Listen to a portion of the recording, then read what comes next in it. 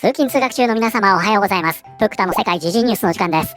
さあ、本日はですね、テレビシリーズ版ハリーポッターからの話題になります。皆様から見て昨日になりますかね、ついにかねてから制作されていると言われていましたテレビシリーズ版ハリーポッターのトレーラーが公開になりました。そしてね、ここにはついに黒人版のスネイプのファーストルックも含まれていたということで、これはこれでね、また物議を醸しているようです。本日はこのあたりの反応も含めまして、一体何が起きているのか詳しく見ていきたいと思います。この番組は海外のホットな時事ニュースをお届けします。通勤通学のともにちょうどいいチャンネルとなっていますので、ぜひチャンネル登録お願いします。さあ、それでは本題です。こちらね、見えておりますが、皆さんこれ、すごくないですか？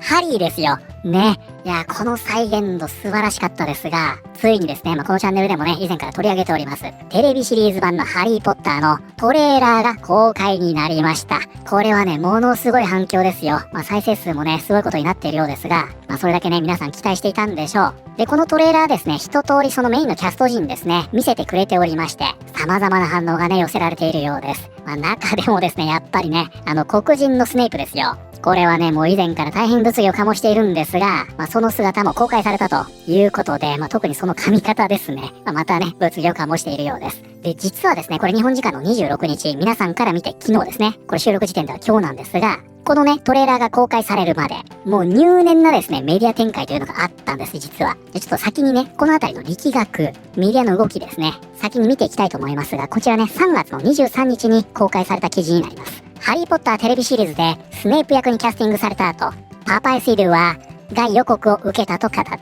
ということでね、以前から大変物議を醸しております、こちらのね、黒人の俳優、パパイシール。舞台でもね、その演技力、大変評価されているということなんですが、このハリーポッターにおいて、非常に人気のある、象徴的なキャラクターですよ。スネイプ役に抜擢されたとして、これめちゃくちゃ炎上してたんですね。でね、このスネイプが黒人になってしまうと、その原作での描写、ここからもかなりかけ離れてしまうと言われておりまして、これは完全にね、レーススワップの文脈で炎上してしまっていたんですね。そしてそれに怒ったファンたちが、このね、パパイシードに対して、が予告を送ったと。もうこれ完全に一線超えてますからね。もう何があってもこれはアウト。こういった脅迫を受けたというんです。インスタグラムを見れば、お前の家に行って、ロしてやる。なんて書いている人がいるんだ。と彼はメディアに語った。ネガティブな反応は、周囲の人たちがそうした投稿を見て、大丈夫と連絡してくるほどまでに達しているという。で、シールはまたメディアに対し、その中傷が自分の原動力になる。このキャラクターを自分のものにするという情熱がより強くなると語った。ということでね、このパパイシール、今回ですね、メディアに対してね、自分は脅迫を受けているんだ。なんだけどその一方、それがね、自分の原動力になり、このスネイプという役を自分のものにする。こうした意欲を語ったと。こういった記事なんですね。で、これをですね、この日、様々なメディア、一斉に取り上げることになりました。で、どうでしょう、日本の皆さん、このね、パパイシールの出演している作品、舞台でもいいんですが、ご覧になったことありますか？プクタね、実はほんとこれね、たまたまだったんですが、出てるの知らないで見たんですけどね、最近ですね、ホラー映画欲が非常に強くって、プクタホラー好きなんでね、ちょっといろいろね、見てないホラー、最近時間ある時見てるんですよ。その中にね、こちら、同じ顔の男たち。これホラーなんですが、これ見たんですよ。エクスマキナの監督。プクタね、ちょっとエクスマキナもいまいちだったんで、どうかなと思って見たんですが、この女優さん良かったですね。これに出てたんですよ。主人公のね、夫役で、はい、こちらですね。ほら、これ日本語表記だと、パーパ・エッシールなんですね。このね、ジェームス役で出ていました。でね、この映画の中では、非常に重要な役どころながら、スクリーンタイムは短いんですね。で、プクタね、初めてここで彼の演技見たんですが、やっぱりね、こう、顔立ちからですかね。なんかね、すごく優しそうに見えるんですよ。で、このね、面の中では、あくまでもね、妻側の視点からどう見えるかという形では描かれているんですが、やばい夫として描かれているんですね。その相手に対してね、精神的な暴力を振るうみたいな、最終的には肉体的な暴力も振るうんですが、この妻がね、自分と別れたがっているんですが、もし別れるんだったら俺はこの世からいなくなると、こういうのもほのめかすんですね。一番嫌なタイプでしょ。で、結局はね、その妻に手を挙げてしまい、その妻が出て行き、それを実行に移すことになるんです。これ冒頭の話ですけどね。そこから始まるストーリーなんですが、そういうね、夫を演じていても、なんかね、変な人に見えないというか、もうどっからどう見てもいい人なんですね。だからスネイプもね、多分そんな感じになるのかなーなんて思いました。この面を見た時に。なんかあまりミステリアスさとか、初見の人がね、もしかしたら悪い人なのかなと思うとか、そういうのはもしかしたら出ないのかなという気はしました。ね、こちらの面、同じ顔の男たち。もうね、全然意味わからない映画ですけど、もうグロいのが見たいという方は、ラストだけでもね、ご覧になってください。ここはね、ほんと素晴らしかった。ただ、全然意味はわかりませんでした。おおよそね、こういうことを暗喩してるんだろうなっていうのはわかりますが、ちょっとプクタ的にはいまいちでしたね。ちょっと脱線してしまいましたが、こちらの記事がね、今月23日に出てるんですよ。そしてこの翌日です。24日。今度はね、こういった記事が出てくるんです。HBO のハリーポッターが初公開ビジュアルを披露。トレーラーがドロップスされる時期はこちら。ということでこちらですね。ドロップスとあります。こちらが本日のキーワードになります。drop 何かを落とすこと。ということでね、こちらのドロップというのはもう皆さんご存知ですね。落とすという意味になります。で、このドロップにはね、様々な意味がありまして、雫っていう意味もありますよね。例えば、raindrop。このように言えば雨粒。あとね、ホタルの墓で有名な、サクマ式ドロップスってあるでしょ。あれはこの形から来てるということですよね。そしてね、今回の意味はこちらなんですね。人々が購入したり、聞いたり、見たりできるようになること。ということでね、こちらのドロップというのは、公開するという意味になります。こう突然ね、みんなの前に落とす。こういったイメージですね。で、一般的にね、公開するという場合は、これ日本語でも言いますね。リリースと言います。そしてそのね、非常にカジュアルな言い方だと思ってください。それがこのドロップというわけですね。ということで、こちらは HBO のハリーポッターが初公開ビジュアルを披露。トレーラーが公開される時期はこちら。ということで、先ほどのパパイセイドゥの次の日ですね。ハリーポッターのトレーラーがこちら、25日に公開されますよ。このように告知されます。そしてつまりこの記事が出たさらに翌日ですね。今回こちらの予告編が公開されることになったと。こういった流れなんですね。こういう風に見ると、非常にね、この意図されたメディア展開というのが分かりやすいでしょう。これね、日本時間では公開されたの26日なんですが、現地時間では25日なんで、つまりこのパパイシードゥの脅迫を受けたというこの記事は、この2日後のトレーラー公開まで繋がっていて、ここに対しての牽制、バックラッシュに対してのコントロールの意味があった。このように見ることができるんじゃないかなと思います。ということでね、こちらワーナーの公式になりますが、ついにですね、このテレビシリーズ版のハリーポッターの予告編、公開になりました。これ概要欄にリンク貼っておきますので、この後でもいいんでね、よろしかったらご覧になってください。もう結論から先に言ってしまいますが、これ僕たの感想ね、これは期待できますよ。すごく良かった。これね、10年計画なんですね。なので、これをベースにこの先10年続けるっていうのは、相当期待ができる。フクタはそのように思いました。で、ちょっとね、先に概要からお伝えしますが、このテレビ版のハリーポッター、公開はね、今年のクリスマスです。で、全8話構成となっておりまして、ドイツ、イタリア、イギリス、アイルランドなど、HBO Max が利用可能な地域で独占配信されると。これ日本だとどうなんですかね。HBO っていうと、Unext で配信されるというイメージですが、セオリー通りであれば、おそらく Unext で配信されるのかなというような感じですよね。どうですか皆さん Unext 入ってますか？ちょっと高いんですよね、あそこ。僕とはね、ドラマを見るので入っておりますが、皆さんはどうなんでしょうか？で、一応ね、公式からあらすじというのが出ておりまして、ちょっとこちらご紹介しますね。ハリーポッターには特別なところが何もない。少なくとも、おばのペチュニアはいつもそう言っている。11歳の誕生日、ホグワーツ魔法魔術学校への入学許可の手紙が届き、ハリーの前に隠されていた世界が開かれる。それは楽しさや友情、そして魔法に満ちた世界だった。しかし、この新たな冒険には大きな危険も伴う。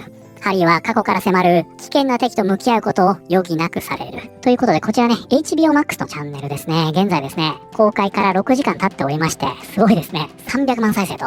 で、一応ね、こちら見ていきますが、現在ね、高評価12万件。そして低評価が 3.4 万件ということで、低評価ボムとまでは言いませんが、正直ね、これ、かなり低評価率は高いです。これ大したことないなって思ってしまった方は、大使に毒されてますんでね、主治医に相談してください。これ一般的にはね、かなり低評価率は高いんじゃないかなと思います。でね、これ本当に素晴らしくて、皆さん本当これ見てくださいね。まずね、これですよ。すごくないですか？ハリーでしょ？この俳優の写真というのはこれまでも出ておりましたが、実際こうやってね、画面の中で見てみると、ここちゃんとね、あざもありますね。ハリーでしょ、これ。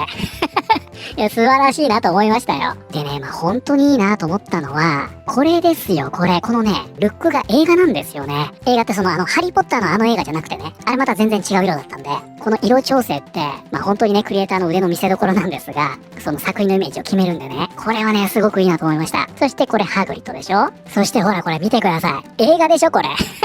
質感が映画なんですよね。だからこのあたりすごくね、ゲームオブスローンズに作りが近いと言いますか、もうルックが重厚でね、素晴らしいんですよ、これ。そしてこれね、ハーマイオニー。キャスティングではね、いろいろ言ってる方もいましたが、僕とはね、これすごくいいなと思いましたよ。皆さんどうですか？そしてほら、これ、もうロンでしょ？そしてダンブルドア。でね、この流れの中にいるのが、非常にね、異彩を放っております。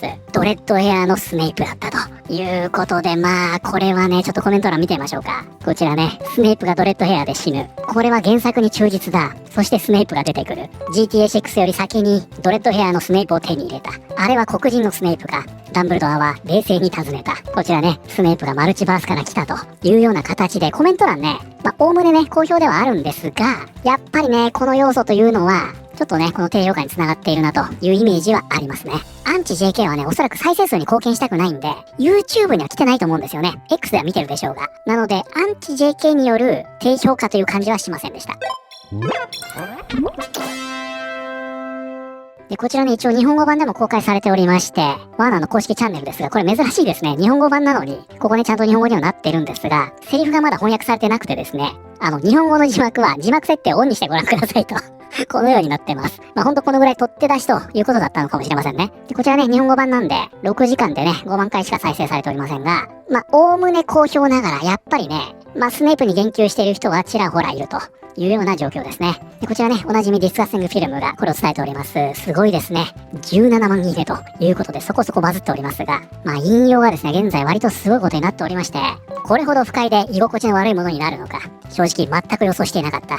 古典的で完成度の高い象徴的な映画シリーズが現代の HBO の高級ドラマ風の美学に置き換えられているのを見ると、どこか不気味の谷のような違和感がある。これね、不気味の谷って先ほどのね、日本語版のコメント欄にも言ってる日本人の方いらっしゃったんで、そのように感じる方もいるみたいですね。ちなみにね、不気味の谷というのは、この方のね、ポストにある通り、英語でね、アンキャニバーリー、このように言います。なんですが、これね、もともと日本人が発祥なんですね。これロボット工学者の森正弘さんという方なんですが、もともと日本語があって、英語はこれを直訳してるだけです。そしてこの下ね、出ましたよ。こうなるんですね。これを見て支持するなら、世界的なトランスジェンダーのジェノサイドに資金提供していることになる。早速ね、アンチ JK の方がいらっしゃってると。好きなだけこれが無駄だと言えばいい。でも私は公開されたらすぐに見るよ。クリス・コロンバスをまるでスコセッシのように見せている。つまりこれね、先ほど言いました色合いのことを言ってるんですね。映画版はもうちょっとあったかい感じの色合いになってたはずなんで、それを指摘してるということですね。そしてこの下、こちらですね。ローリングに金を渡すな。これを支持するな。いくら強調してもしたりない。トランスジェンダーの命はこれまでも重要だったし、今も重要であり、これからもずっと重要だ。この方ね、ロビー・スタバック。保守派の活動家ですね。ハリー・ポッターにおけるスネープのミスキャストは、レス・スワップが物語全体を変えてしまういい例だ。原作では、スネープは白人とされているのに、黒人になれば、ホグワーツで唯一の黒人教師が盗みを働いているのではないかと、ハリーが疑う構図になり、さらに彼の父親が黒人を吊るしていじめていたことになる。これは人種差別という要素を持ち込む大きなストーリー改変に見え、原作から逸脱しているように思える。ということで、これはね、以前から指摘されてますね。スネイプが黒人になってしまうと、これハリーのお父さんがね、学生時代、スネイプをいじめていたというシーンがあるんですよね。で、このスネイプが黒人になってしまうと、文脈が変わっちゃうよねと、こういうことを言っています。で、この下もそうですね。こちらもスネイプに対しての言及。この人はね、映画の方が良かった。そしてその下ね、トランスジェンダーのために寄付してくださいということで、海外の反応はこの感じです。でもほんと笑ってしまいますよね。そんなにダメだったあれ。普通に面白そうだったんですけどね。ちょっとね、ぜひ皆さん感想聞かせてください。プクタみたいにね、わあ面白そうなんて言ってる人、X っていうのもあるかもしれませんけどね、ほとんどいないというね。で、現在ね、こちらバラエティにありますが、そのスネイプのね、ファーストルック公開されたぞと、こんなポストがされておりまして、直したよと言ってね、これカイロレンいますが、このスネイプに対してはめちゃくちゃ反発されていると、こういった状況になっています。はい、ということで本日はですね、ついにテレビシリーズ版ハリーポッターのトレーラーが公開されまして、その様々な反応というのを見てまいりました。いかがだったでしょうか。これもね、言ってる人すごく多かったんですけど、やっぱりハリーポッターといえば、音楽でしょ。なんであれが流れないんだと。これを言ってる人ものすごく多いんですね。プクタも正直思いましたが、それは。本当にね、予告編でありがちな、ズードーンみたいな。わかります？ザザザザザザザザザンみたいなさ。あれだったんで、ちょっとね、曲が聴きたかったっていうのは確かにありますね。使わないんですかね。なんかこういうのって、もう象徴的な音楽になってるんで、もうちゃんと権利取ってね、臆面もなく使えばいいんじゃないかなっていつも思うんですが、僕とね、今回の予告編に、もしBGM が載ってたら、泣いてたかもしれないですね。本当に。ということでね、海外では、黒人スネープへの言及だとか、やっぱりその映画の方が良かったとか、あとはアンチ JK が来て、こんなのを見るなと、このようにトランスジェンダーの権利を訴える人もいますし、ちょっとやっぱりね、作品の評価というのは、公開されてみないとわかりませんよね。まだね、時間はありますが、2026年のクリスマス、いよいよこれがスタートされるということで、皆さんはこのシリーズ見ますか？そしてぜひね、その予告編の感想なども聞かせてください。ということで、本日の動画は以上になります。この動画良かったよと思っていただいた方、ぜひチャンネル登録、グッドボタンお願いします。それではまた通勤通学中にお会いしましょう。